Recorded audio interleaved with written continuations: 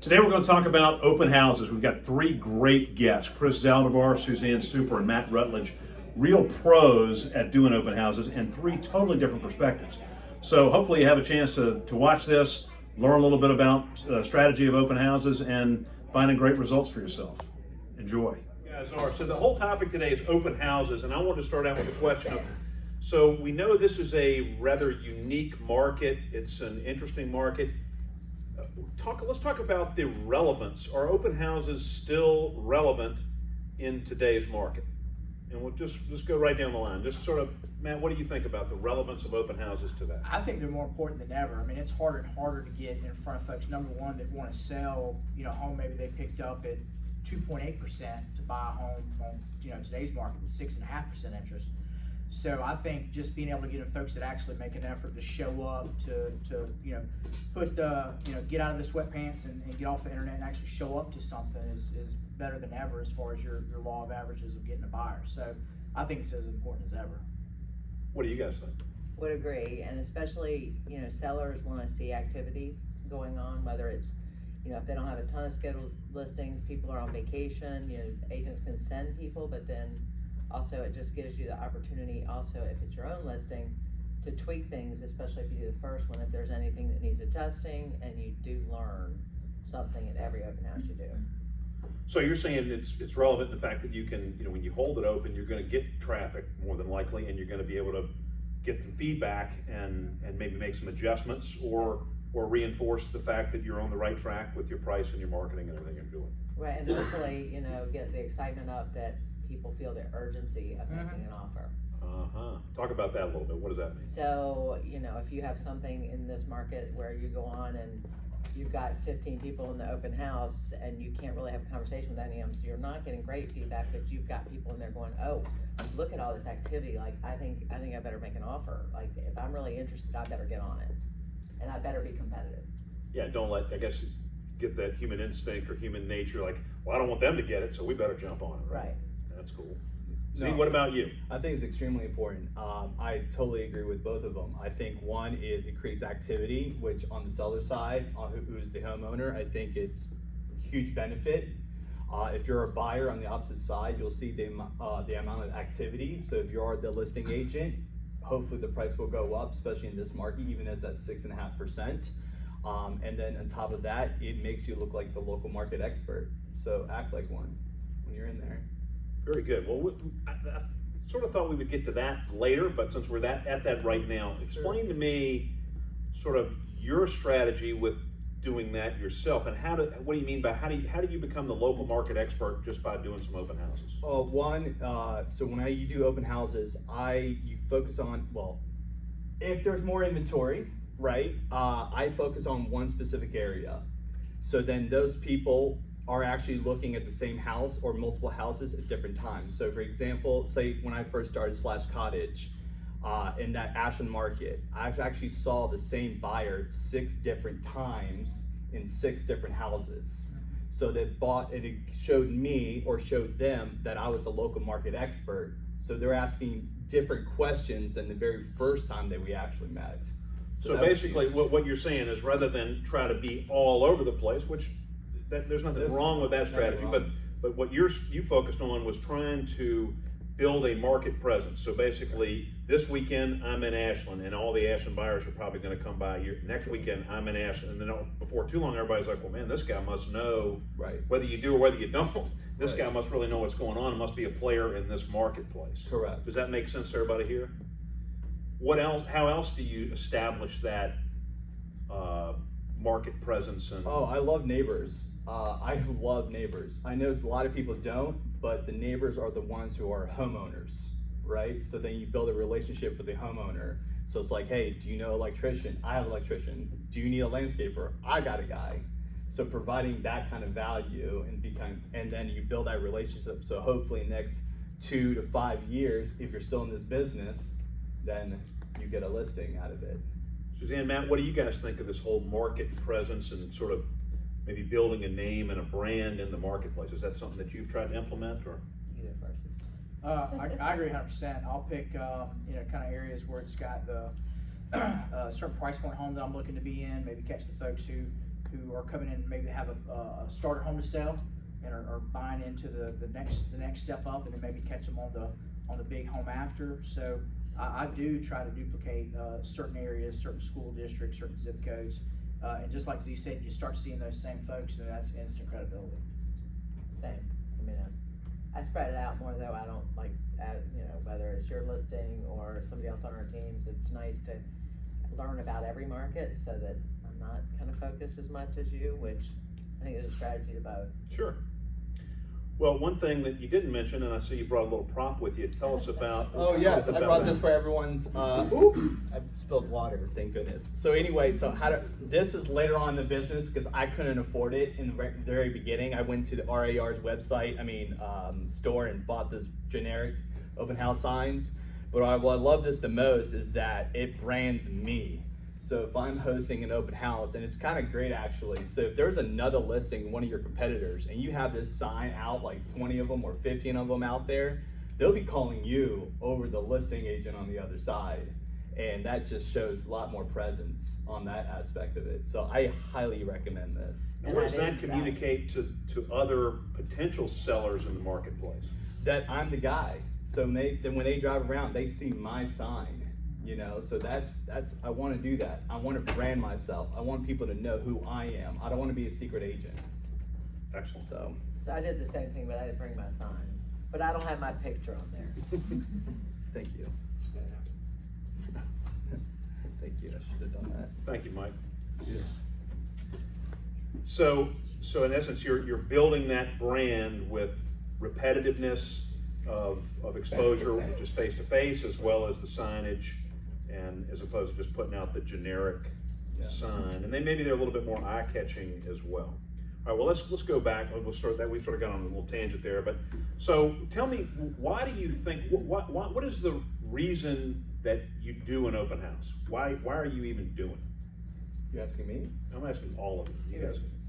All right, let's hear it, Suzanne. One is to, obviously, if it's your listing or somebody else's, your primary goal is to make sure they learn everything they need to know about that house in case they're interested.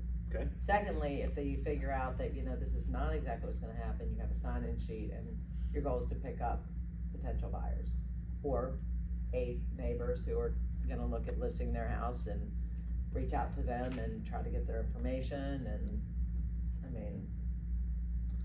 So obviously we know you're there, somebody owns that home or it's a model home or whatever, so you're trying to get that sold first and foremost, but it's all, if that doesn't work out, then you're again trying to build those relationships, whether it be with current active buyers or sellers or future people that you could put into your center of influence database and build those relationships for possible future connections. I'm not from here, right? So I didn't have a database of a lot of people who are from here, right? Here meaning like Earth? Great question. So I'm from Maryland, Silver Spring area. So just a backstory on that. So when I moved to the Richmond, Hanover area, I did not know a lick of person except for my wife, and she's an extremely introverted person. So that tells you that. So you had to build those relationships. I had to build that relationship. So to start that is from doing open houses. How many people came to your recent client event that you had? 130 people. You think he's done a pretty good job of building his relationship? I think so. So that's good. So any other reasons why you'd be wanting to do an open house? I think that covers it for me, but maybe you have other ones. I think you learn something every time you do one. And you develop your style over time. Like I look back to when I did my first one and who I am now, totally different. Would you say, somebody have What changed? Well, it was interesting because the person I shadowed before my license was official was very much at the door. First question was, so who are you working with? Who's your realtor? Mm-hmm. And I'm like, this is a very interesting approach. So then, I learned kind of to back off, and I just welcome the open house, show yourself around. If you have any questions, please feel free to ask me. If I'm not the listing agent, I'll say, I'm not the listing agent, but I will get you an answer. If I can't answer it today, I'll get it to you, I'll follow up. So I'm very much more trying to be friendly and bring people into trusting me instead of, who's your agent? Being a good host. Just being a good host. Just right. And representing the seller's best interest while you're there. Does that answer your question? Thank you. I'd love to hear each of your styles. If you, Yeah, why don't we go with that right now? Let's run with that. That's good. I don't know. I think about my style quite a bit. I have folks point out to me things that I do, and I don't realize I'm doing it. So I think I just try to do with people how I like to be dealt with. And typically, if I go to a store and I'm ready to buy a car or cell phone or something like that, I get a little skittish if the folks rush right up to you and kind of, well, hey, so for me, it's a little off-putting. So I found that, I'll do my subtle greeting. Hey, folks, welcome to so-and-so. Hey, I'm sure you've done your homework. Here's some cliff notes on the home. And then I'll ask the question kind of, how'd you find out about us today? And that's a little more subtle approach to, do you have an agent or not?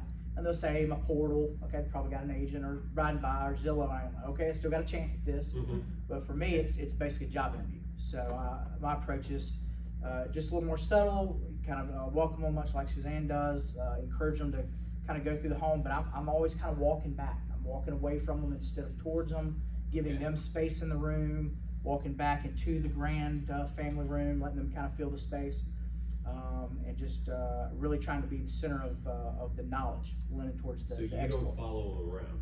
No, I'll generally kind of get them up and going, head them in a direction, but I'll want them to go off and do their own thing.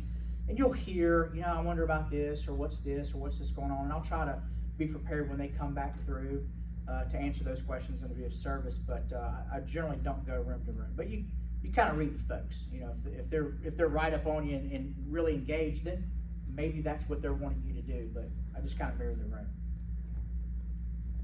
I make sure I open the door before they open the door. Just because I want to be that host when they first walk in, and I greet myself. I give them the flyer of the open house. I tell them the features and benefits and what's probably what are my favorite highlights of the home, and I express that to them. I'm like, hey, before you leave, you better go check out the upstairs XYZ because it was awesome, whatever the situation is, or the bathroom or the closet. And then then my question would be, where are you coming from?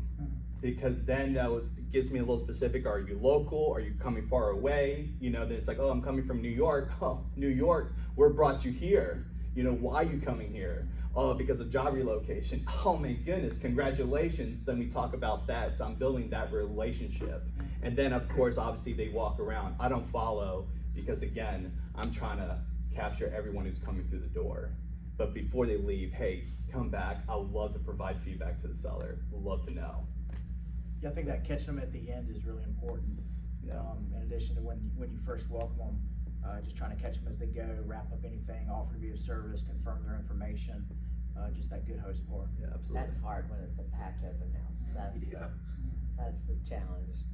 How about getting their information? Because I think we'd all agree that if you meet them and you talk to them and it's great and whatever, and they leave and you don't have any information to follow up with, you're more than likely you've wasted a lot of time there. So how do you get the information? I don't know. I can say to a lot of guys, it's asking them to go out to dance, right? That's usually how I look at it. A lot You're of them pretty good at that? No, I'm not good at that at all. The dancing part, yes. But just understand they will probably say no, and that's okay. If they say no, then do you really want to work with them or not, right? So that's how I look at it. So how would you do that? How do you I'll say, begin the names? hey, so great meeting you. Hey, is there an opportunity for me to earn your business, to find you the next great home?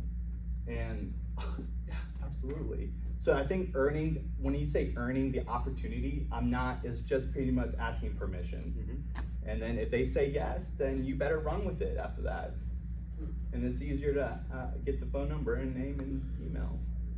So do you have a sign-in booklet, or do you have a I do. Actually, I have a iPad or pass-out sheet for everyone. So I do actually. Here I have like their name. If you're working with a realtor, yes or no. I really don't care about that. But anyway, that's everyone's. And where are those? Are you handing them to them, or are they sitting out somewhere?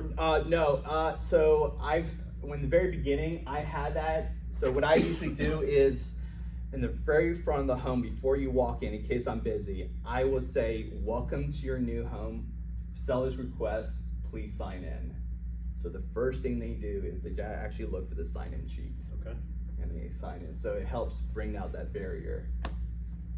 Matt, how about you? What is your strategy for trying to make sure you maintain their contact information? Yeah, I normally find some point in the conversation or the interaction on the home where there's a need to follow up or get some information, or for me, real estate comes down to why hasn't it already worked for you? Okay. Why don't you already have the home?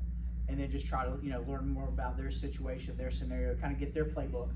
And I do more of individual comment cards where I can take some notes. And as they're walking through what they like, what they don't like, I'm writing stuff down and taking notes and making eye contact and stuff like that. So I'm already trying to work for them a little bit.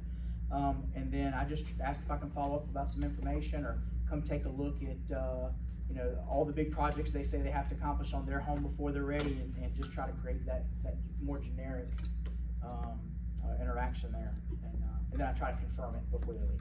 So through your questioning, you're listening for maybe an opportunity to say, hey, well, let me get that for you. What's the best number to reach you? I can get that information right back to you. So you're hoping that there's going to be an open-ended question that maybe you can give yourself a natural excuse to follow up with. Correct, and or the scenario of why hasn't it worked, what are you looking for, I understand this doesn't work about this home, what if we were able to find blah, blah, blah, and then just work towards that connection there. So, but you don't have a sign-in sheet, you're taking their information, putting into your tablet or your... I use more individual cards. Okay. And are you versus- filling it out or giving it to them to fill out? For them. Okay, Mhm. okay.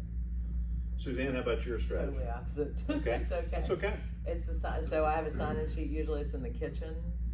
And when they walk in, that's not the first thing I say, but I say, you know what?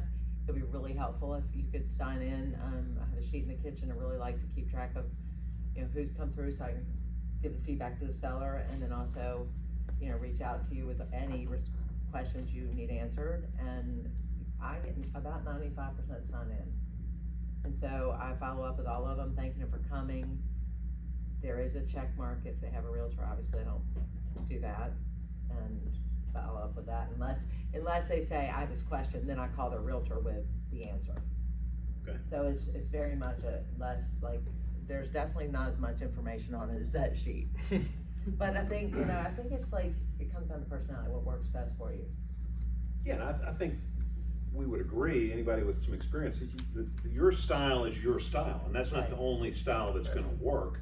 You need to, if your style doesn't work, then maybe you need to adapt some new practices. But if your style is working really well, then stick When if with they it. look hesitant, I go, and I promise you, I do not bug you, like, with emails and phone calls, and cause if they're like, I'm not really, this is really seller information, the listing agent, the seller, we wanna tell them what kind of activity we have, Mhm. give them feedback. Okay, I good. try to be very, not getting in there, Okay. A lot of people have a wall up. Well, let's sort of rewind. We sort of put the cart before the horse. That's a great question. I think that's valuable information for all these people. But let's talk about getting the open house. Now, you could, obviously, if you have a listing and you want to hold it open, then that's the easiest way to do it. What are the best ways to make sure that you can get open houses? And then how many do you do now, and how many at one point? What do you think? What do you recommend? How many do you do? And what are the times? Let's just talk about getting the open houses and then the strategy for trying to really get out there and get it done. When I first started, I used to do, when I first started, I did Thursdays, Fridays, 2 on Saturday, and 1 on Sunday. So I at least did 5 a week. Okay. The reason why I love Thursdays and Fridays because of the neighbors, because I was aiming for listings. I've heard it from Mike Chenault, from everyone else, even some podcasts. Like, if you're the listing agent, you're winning in the marketplace. Yeah. So I kept that always in my mind. So that's how I build. What time are the Thursday and Friday ones? I love 4 to 6. Okay. Catching people coming home Yeah, from work. 4 to 6:30 actually. Okay. All right. And so you would do, then on your Saturday and Sunday, Saturday you would did be 2 on Saturday. Yeah, 2 on Saturday. So it'd be 12 to 2 and 3 to 5 on Okay. Saturday, and Sunday would be 2 to 4. All right. What would you say if you were only gonna do one of those, what's your favorite time period? Or is there such a thing? I think honestly it's the preparation prior to the open house. We're gonna talk about that. Right. I don't think it's what time and day. It's what you do prior to that. I think personally, you need to do at least 4 to 6 hours prior to open house work. Okay. Because if you just put in the sign in the yard and that's all you do the day of, you're missing out. Okay. That's We'll- not the way. we'll dive deep into that in just a second. So what about you, Suzanne? What would you say the quantity and the times and that? What do you think? Well, it changed once so when I was dual career, I did probably one a weekend, maybe two, Okay. depending on what we had going on. Right. Now I try to pick them up, and I love Fridays 4 to 6 or 3 to 5, depending on what time of year it is, and daylight. And I'll do one sometimes on a Friday and then on a Saturday, but I tend to not do more than 2 a week. Just Okay. I used to do Saturday 1 to 3 or 12 to 2, and I do 2 on Sunday. I'd say probably the better time was the Sunday right after church, like 1 to 3.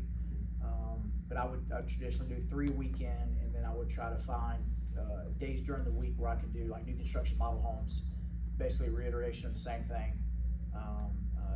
Because for me, I like that. I could go in and learn about the product, be knowledgeable, and then show well and have conversations. So for me, I really leaned into open houses.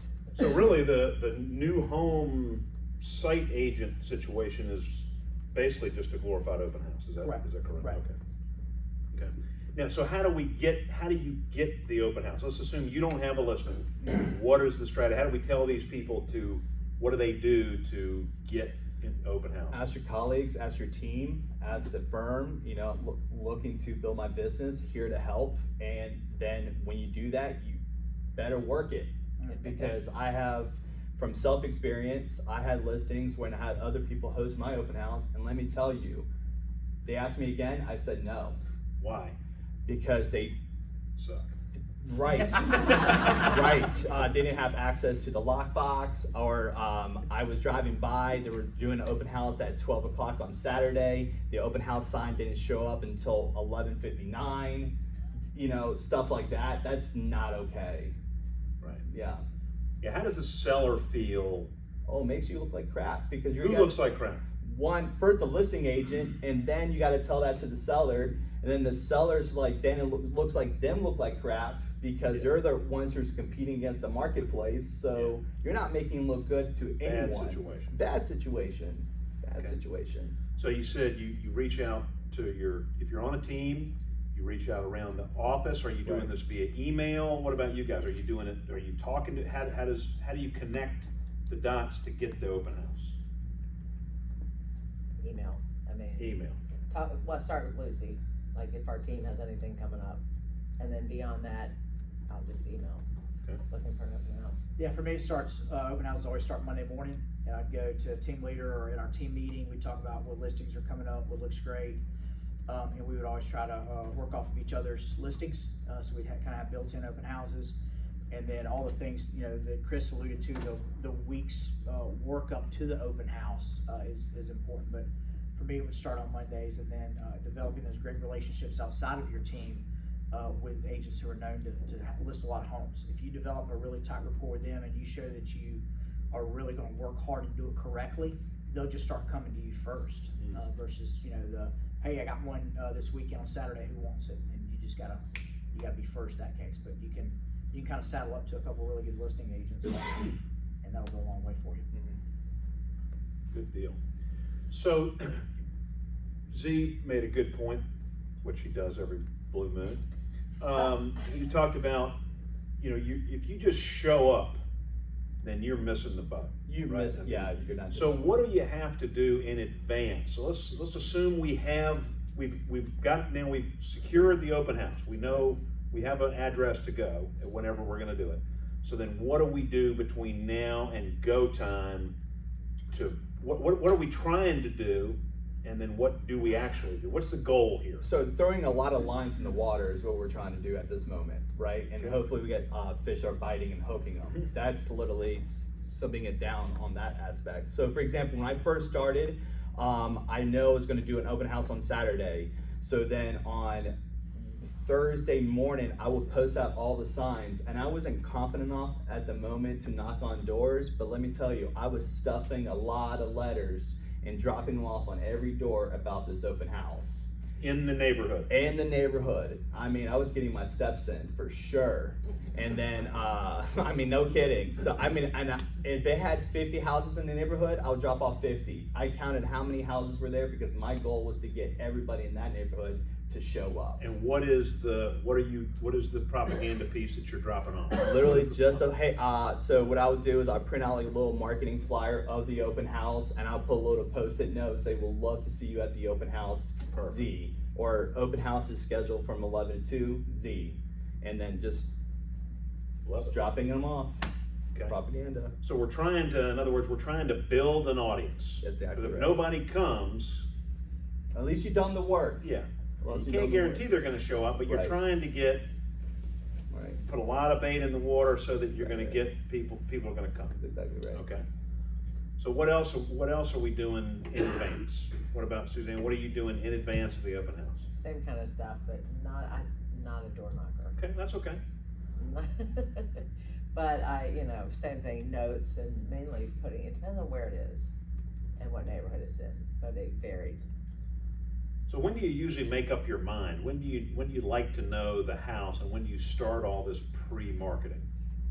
Monday or Tuesday would be great. If you can't find out till Thursday, then I was hopefully push back on the Sunday open house because that gives you enough lead Extra time day, to do all that work. Okay. And I believe in balloons. Lastly, balloons. Yeah. Yeah. I have balloons. Mhm. So what else are we doing again? It's right before go time. We're not at the house yet. What are we doing in advance? Matt, let's hear from you. Well, I mean, honestly, it's kind of the same playbook. In addition to that, just making sure that it's. I've done some open houses where I show up in the listing agent and goes, "Oh, I forgot to post the open house," so I'll make sure that that's on there very early in the week. And where do we post it? Just MLS, yep. Okay. And it'll carry over, and then I'll share it with social media, with hometown in general. Just trying to get around to as many folks. And I'll call and invite buyers that I have. Hey, it may not be the perfect home for you, but I'd like to invite you out. Good way to shake hands and let you come see some homes that just hit the market, stuff like that. Okay. How about the signage? When does that all happen? At least 24 hours prior to the open house, maybe even a little bit more, depends on which one you're doing. Like we'll do, if I do a Friday, I have it out by Thursday at noon. Okay. And then if somebody's doing one the Saturday, then I get their sign behind mine, so when I pull mine out, theirs goes in. Instead of having 3 signs in the yard, which to me looks very unprofessional. Okay, that's good. Good point there. Z, you were making some kind of Facebook Yeah, no, page. I'm probably a little bit more assertive or aggressive on that end. So, so if there's a Saturday open house, then obviously they have to go out by Thursday morning. The reason is that my theory is when people are leaving to go to work, they're gonna see it one time, and when they're coming back from work, they see it 2 times. On Friday, they already see, so supposedly they're already seeing it 4 or 5 times prior to going to work or from work. So that's my theory. What on if that. there's a Friday open house also, though? Then you do it on Wednesday. No, but I mean, if you're doing the same property. So if I'm doing Thursday, Friday, Saturday, and Sunday, that's a good question. So I'm tacky. I would do on the house, I would have it every single thing because they're like, what is going on? And I want to make sure because you don't know what their schedule's like. Okay. I was like, I'm just throwing lines out there, right? Just throwing Different strokes marketing for out different there. folks. Right, Right. that's exactly, I love tacky. It's wacky. As long as the seller likes it doesn't matter. Hey, you know what, more yeah. House sales get a lot of money. They'll be okay. Yeah, that's exactly right. So then if it's on a Thursday, so again, if it's Thursday, Friday, Saturday, and Sunday, then they're out Wednesday morning. And I'm hoping it's not in Hanover County or in Ash Creek because they'll take your signs. Other than that, That's really the just- only thing you got to worry about. With You that. gotta, you gotta watch out for. That's but when you put 5 signs out at the same time. you just throw them out there, but it's okay. Perfect. Yeah. All right. So we got the signs, we got the open house, we've got some flyers out, and we've knocked on some doors or whatever we've done. So now is it time that all we got to do? We just show up. What else do we do? So I show up 30 minutes prior to the open house because I get really sweaty, especially in the summertime. No doubt, especially Right. wearing a jacket and all that, because the balloons take a lot of work, Yeah. especially in that heat going in and out, especially if you're well insulated. Then you have enough. Then you got about 20 minutes after that. That takes you about 10 to 15 minutes. So now you got 15 minutes to cool down in the house. But when that 15 minutes happen, you better make sure that it's swept floors, all the lights are turned on, all the freshen up the blinds, whatever you can do to freshen up the home that you possibly can, and then just motivate yourself to get ready. It's showtime. Excellent. So the president, you want to make sure the house is in the best order that it could be for showtime. Exactly right. Is it always that way? The sellers always have it ready, perfect for you? Love it when you show up and there's like 30 cigarette butts at the front door. Not even, or just You're dirty like, dishes. Yeah, dirty. Yeah, it's terrible. What is that smell? Where is it coming from? Right. Okay, so we're there a little bit early. Yes. Okay, that's professional. And then make sure you can familiarize yourself with the house, especially if it's not your listing, right? You need to get in there and sort of, You gotta know your because product. they might come down the stairs and say, well, what's this upstairs? Well, I haven't been upstairs yet. So, all right. So you've done that. Anything else we do in advance? Well, prior to that, I think you really do have to make yourself the expert of the home, like you were kind of alluding to. So you want to have a conversation with the listing agent, and when folks come to open houses, they ask the same questions. How old's the roof? Is there gas in the home? How's the HVAC? Why are they moving? So you want to have those conversations, get that knowledge, so that when you're asked those questions, you don't have that blank face every time they ask you something. You want to build your credibility and earn their trust. And then, like I said, you gotta be real familiar with not just the home but the neighborhood as well. So this may be your first open house in the neighborhood, but there may be folks that have looked in the neighborhood 3 or 4 times, like in Ash Creek or something like that. So you'll want to know about the house that just went into contract last weekend down the road, or the one that's pinned 3 weeks ago or just closed. And if you can talk about things that you see in those listings when they reference them, I mean, that's really solidifying yourself as knowledgeable in the area. Would you say it's in essence, like you used the word earlier, a job interview? Yeah, it's absolutely. So a job interview is usually competitive. So maybe they're going to the other open houses in town. And so what helps you stand out from the competition? I mean, you can just Matt's just his outfit itself. I mean, that's a job interview. I don't have the shoes though. I mean, Get different you those. folks, different folks with, Even Benjamin found out where to get that stuff. Yeah. So Right. I mean, how many people wear ties? I mean, right now he's the only one in the tie, wearing a tie. So, and you don't know who's going to come up. So it could be some guy who loves a young guy wearing a tie because no one else wears it in today's world. It's like already Matt's going to get that Right. job interview. So before professionalism. Absolutely. Or just trying to look cool, whatever it is. Well, the funny part is I knew who I was on this panel with, so I dressed completely different than I knew you all would. Because I think sometimes, like if you're doing a house in, not necessarily Ash Creek, but like when I did Craney Island, I would feel perfectly fine going like Right. this. I mean, I look professional, I'm approachable, but I don't have to be in a dress with a jacket. Yeah. I mean, I depending on where I'm going. If it's, $1 million listing, no, I'm not gonna look like this. Good I point. think you gotta read the audience. Would you say that when the buyers and the potential sellers, when the clients are out there looking around, if you can show them that you're gonna add more value to the experience than anybody else, is that sort of what you're trying to do? Absolutely. And Matt said you do that by being not just an expert on the home, because obviously you're gonna look like an idiot if you don't know anything about the house, Right. then idiot. And then, but the market area, so what do you do before you go in? Like, let's say you're gonna do something, there's an open house in King's Charter or something like that. What do you do before that so that you can come off as an expert? Well, I pretty much do a mini CMA, and all of us have a little CMA for the neighborhood printed up. I'll keep a couple of those stashed to the side. But when you come in, my open houses, I'll generally have a pretty big spread of things. So I'll have stuff for local movers, local handyman. I'll have some lender sheets with rent versus current interest rates. Say, what's the price point of this home? And some of those things partnered up with local lenders. So I'll try to have a big spread of things in addition to the flyers, the normal open house flyers, the full MLS listings, so that when they come in, it's more than just going and seeing the sign-in sheet. Like, hey, we'll take a look around if you need anything. So I really try to present from that, kind of covering all aspects of a move, of a new home, and then with the background knowledge of doing a CMA kind of on the neighborhood, knowing the homes down the road that just went under contract, maybe the ones they missed that they were in love with, it really does make a great showing when folks walk in. It sets you apart from other folks doing open houses down the road. Yeah, I agree with that.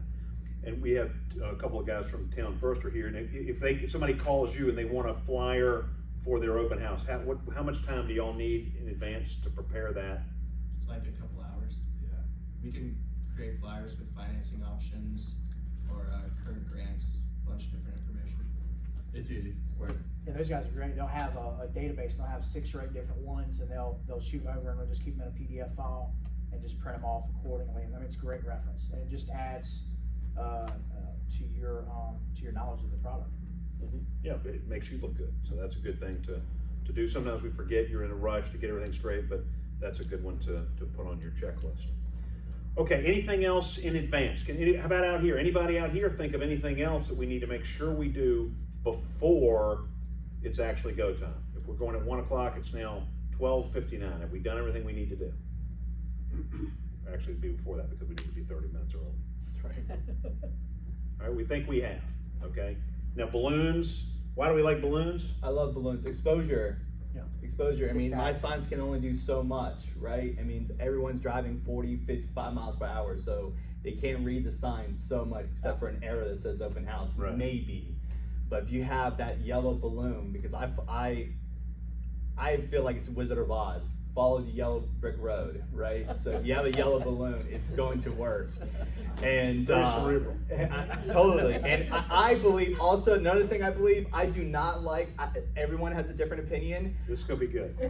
Everyone has a different opinion. I think all balloons need to be the same. Yes. It needs to be the same. 100%. Because if Yep. you have different colors, Yeah. I'm like, am I following the right, especially if you have generic signs. You know how many other people have generic signs? 3 balloon minimum too. You gotta have at least 3 balloons. Oh, I believe in that You too. can't do just the one You balloon. can't just do one. Match made in heaven right here. So- Hold on, Bethany has a question. Okay, so you said you're tacky. Okay. Yes. How many lead-in signs are you putting in? Would it be rude to say if I put like 15 to 20 out? Honey, that's not rude. So I would Just be honest. Every place you can. I would say, I would Kinda say every be surprised turn, if you if don't. it takes me 20 turns to get inside the property from the main road, you're gonna get 20 signs off the main road. Just as a follow-up to that, do you leave those signs up the entire time the listing is active, or are these specific to open house verbiage? Only when it's open, only if it's an open house that I'm doing it. Now, once I finish that open You're taking house, down all I those have to take lead-ins. them all down because then you're just being rude and you're just Yep. being dumb Okay. at that point. Yeah. Mike, One thing about Z signs, hold your sign up again. Oh, thank you. He's getting a ton of pop out of this, and it aggravates me when I get off on 295 and I'm on 301, which is in Hanover County. Ryan Holmes has New Kent County carriage home signs all down 301 right now. They do. Yeah. And when I saw Z's sign, I was like, Z's a genius. He can put those signs up anywhere, and they know that dude's hustling. Yep. So I thought it was pretty cool. and the more they see them, the more in your mind.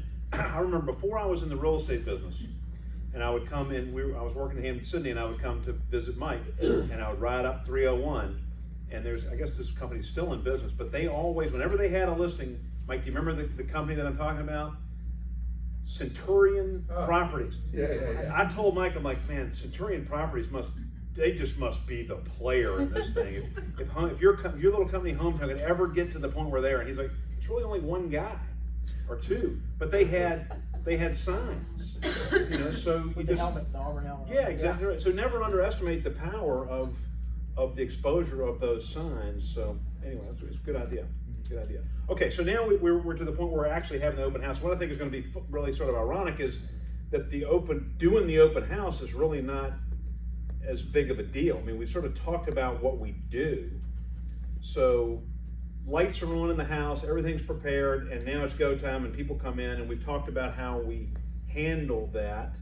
Anything else we need to talk about while we're doing it? I mean, you gotta be a great host. I think being a host is extremely important, because I've gone to open houses where the person who's hosting the open house is sitting on their phone and not greeting everyone. that bothers me. But you know what? Actually, it doesn't bother me at all because I'm like, this is great. You want them to do that, yeah, like keep doing it. This is awesome. Well, sometimes I think people can learn, not only if you tell them what to do, but what are some things that you think you definitely don't want to do while you're holding the open house? Word vomit. What does that mean? Yeah. Just talking a lot without asking questions. Using the bathroom before the open house. I'm not saying I've done it, but I'm just saying don't do that.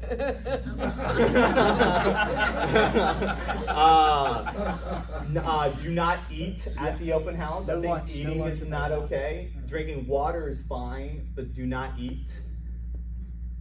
I think those are my top 3 pet peeves at that moment. What's your best strategy when inevitably, I feel like especially now when inventory is so low, I've noticed a lot of open houses just have a lot more dense traffic.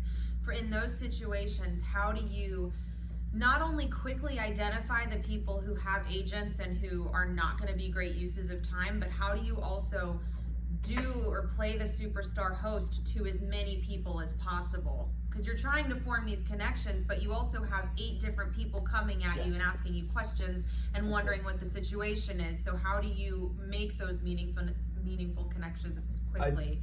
Great question.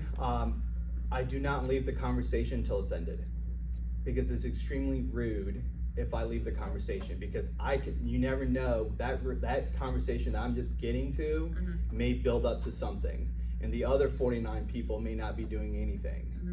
So really it's just a one-on-one conversation, you know. So you just stick with it and stick with through, it, but and you're then when it's asking. done, You on have to to ask next. good questions. Right. If you're asking good questions, then you kind of figure out where it's going to lead to or not. Okay. If you're not asking those questions, then you're just, I don't know, you're not using your time wisely. Right.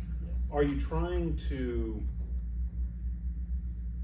judge, if you will, like that? You know, if you start talking to somebody and you realize that they're maybe not that great of a prospect and they're not that Coach, you interested. told me everyone judges anyway, right? So Did I I have say to, yeah, everyone judges. The way you talk, every way you speak, the way you walk, whatever it is. So if I can go in there with a great presentation, and I'm assuming you never know, someone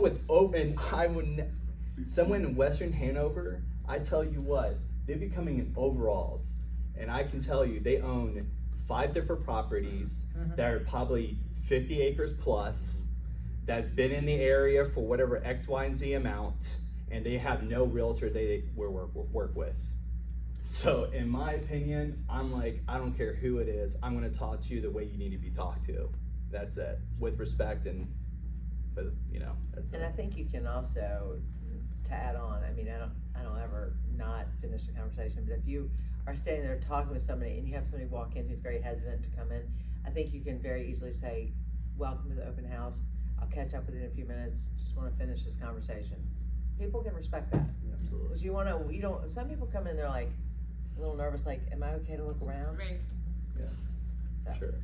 Is it ever a valid strategy to have another agent with you if you know you're going to be in a very popular open house? I think it's a great idea.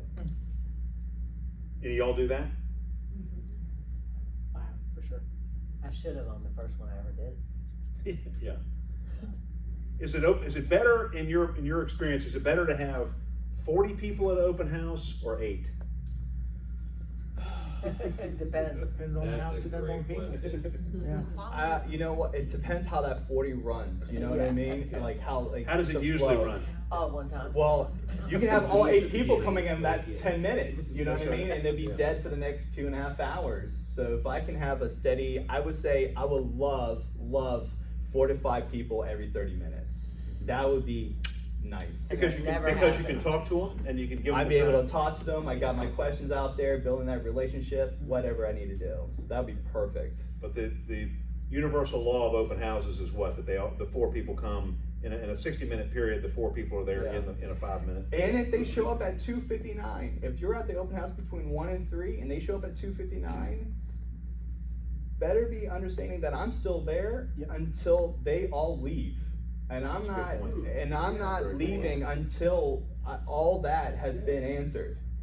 Yeah, I've seen people leave at 3 o'clock. Really? And Who does that? I mean, I'm just saying, hey, well, what I'm saying is People like, do it. hey, we're closing up shop, I gotta go. And that's not okay. So Yeah. anyway, You just wasted your whole day being there. Well, and I think part of that may be planning in advance and not scheduling something. If your open house goes until 3, you don't schedule a 3:15 appointment No, or a you do not. 3:30 appointment. You need to give yourself some lead time. Because again, back to the universal law of open house, when does the best client you're gonna see all day, when do they show up? At 2:59. right. Very good. Okay, so what else do we have to do? We're at the open house. Anything else that we need to make sure that we're doing? At the end, what are we talking about, the middle? Or the We're beginning talking about the whole or the end? thing. You can go fast forward right to the end. if you want. At the end, I would make sure all the lights are off, all the doors are locked, all the windows are locked. Whoever's the listing agent, you tell them the feedback of what happened, how many groups showed up, what was the biggest feedback, and call it a day and pick up your signs and pick up your balloons.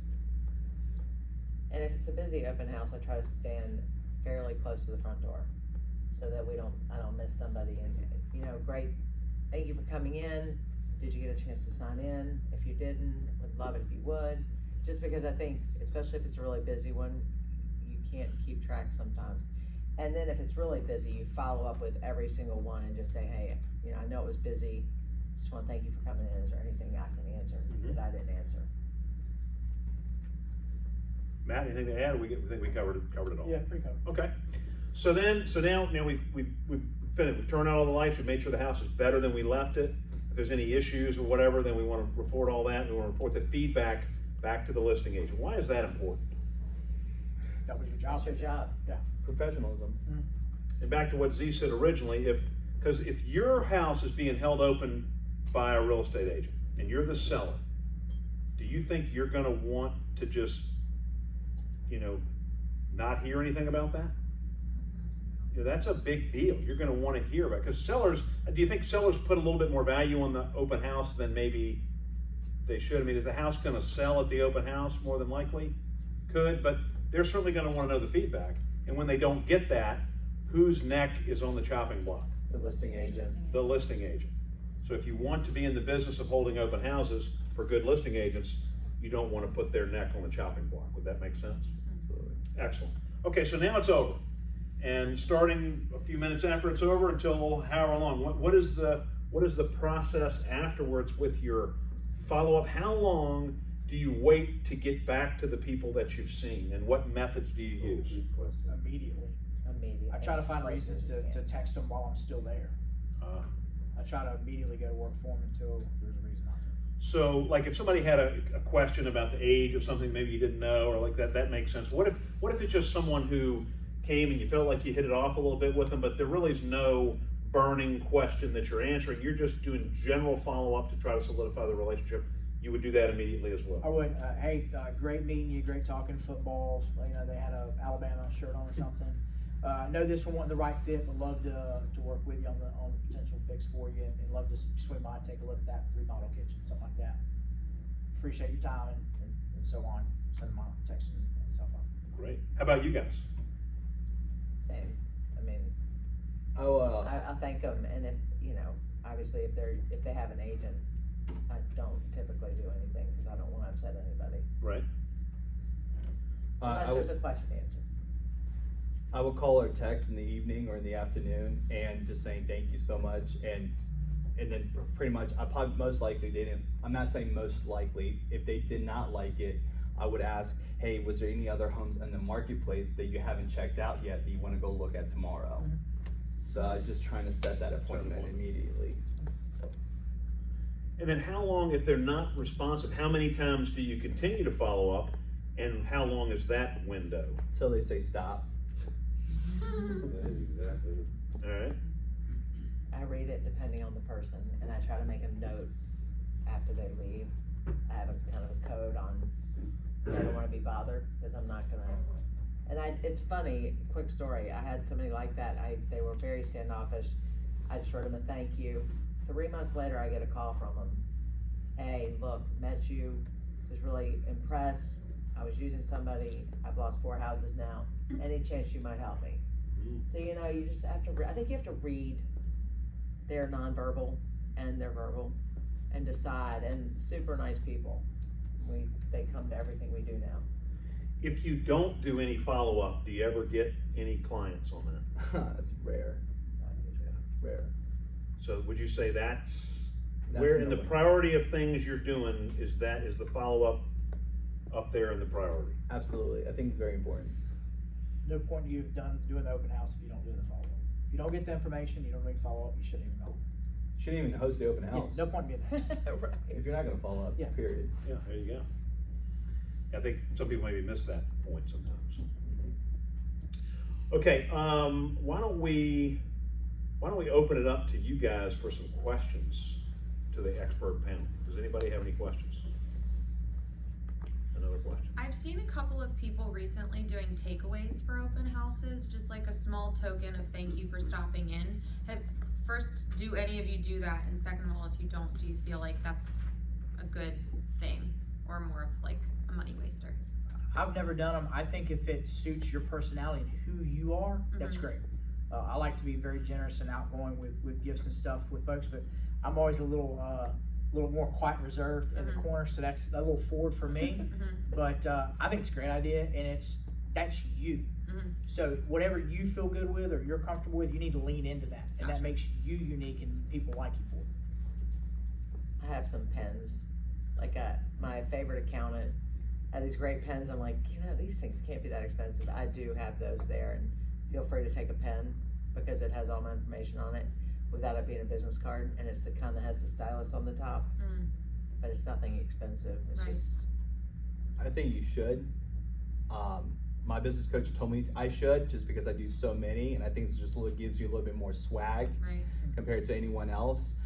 My biggest thing though is because we're now hitting the hot season. Ice water is extremely important because they're out and about. And let me tell you, when I hosted an open house, I actually got a client because I served them ice water because it was like 105 degrees, and they came in, and I was the only open house in the neighborhood that provided ice water, and I got a client out of it, and they bought a house for me just because I provided ice water. do you have your name on them? Sorry, I need to put my name on them. Oh, come on, Z. I did not put my name on them. Do you have, what is the takeaway that you use? Or have you? I wish I do. I do Okay. not. But that would be really cool to have. Okay. Thank you. Mike?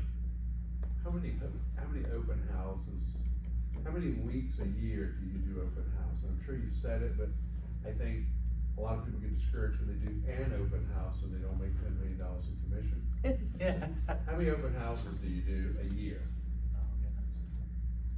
I generally work 5 to 6 days a week in model homes, so I would say 250 open houses a year based off of that.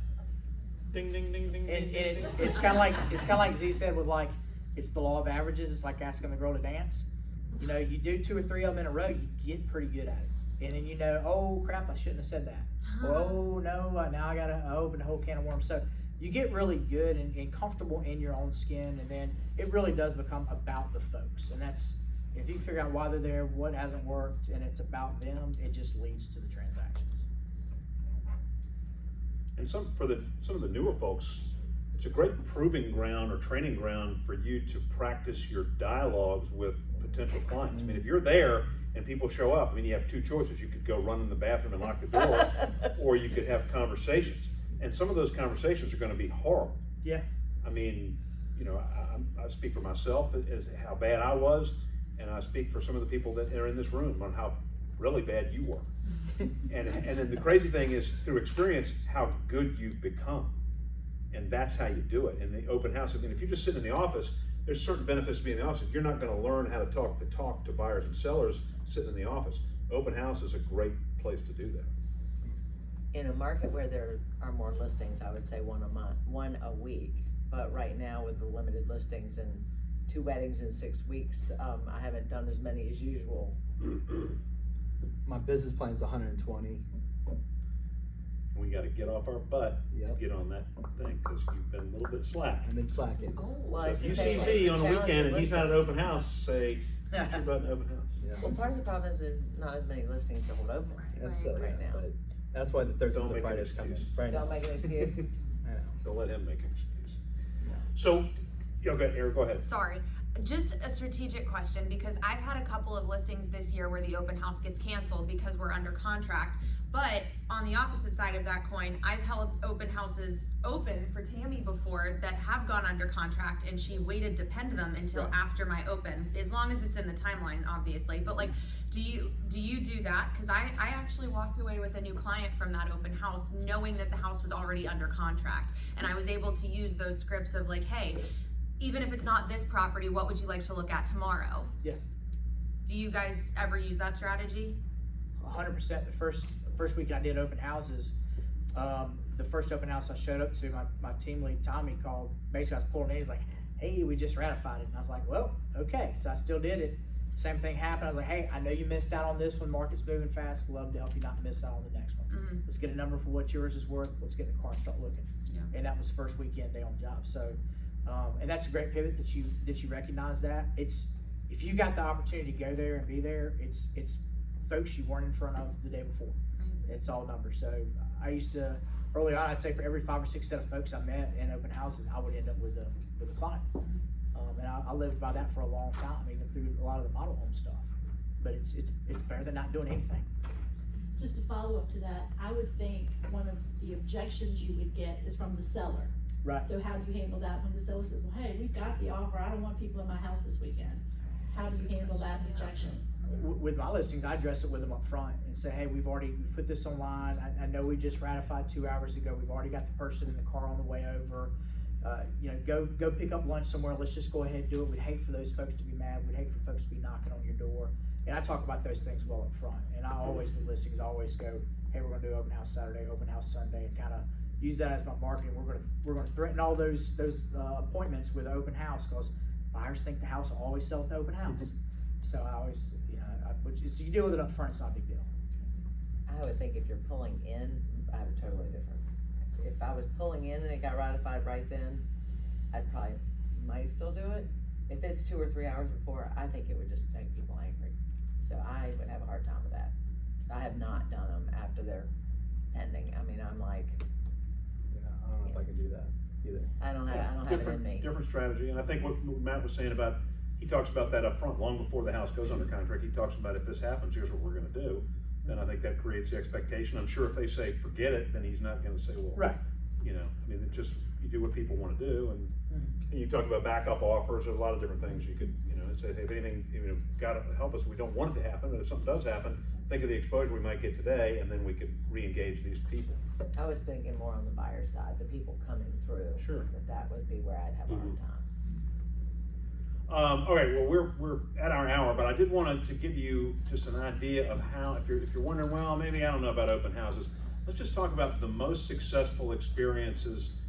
Don't elaborate too much, I'm gonna just invest some time, but like, what's the best open house as far as results you've ever done? Z, what about you? Oh, I picked up, literally, I'm not kidding, I probably picked up 4 clients out of an open house. One open house. One open house, I picked up 4, 2 buyers and 2 sellers.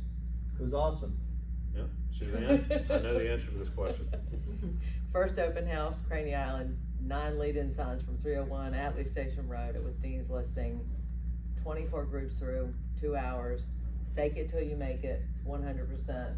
Picked up 2 clients, of which now I've done 2 transactions with each.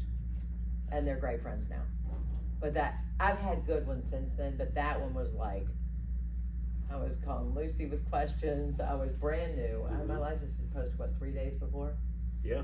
I mean, but. Matt, how about you? Similar stuff.